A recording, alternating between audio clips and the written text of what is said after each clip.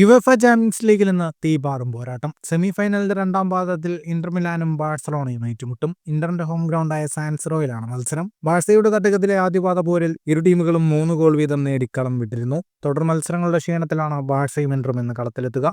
10 ദിവസത്തിനിടെ 4ാം കളിയാണ് ബാഴ്സലോണയ്ക്ക്. ഇന്ററിനും സമാന അവസ്ഥയാണ്. ഇരു ടീമുകളെയും പരിക്ക് കാര്യമായി ബാധിച്ചിട്ടുണ്ട്. സ്വന്തം തട്ടകമെന്ന ആനുകൂല്യം ഇന്ററിനുണ്ട്. ലാമിൻ യമാൽ ഉൾപ്പെടെയുള്ള ലോകത്തിലെ മികച്ച യുവനിരയുടെ സാന്നിധ്യം ബാഴ്സയെ അപകടകാരികളാക്കുന്നു.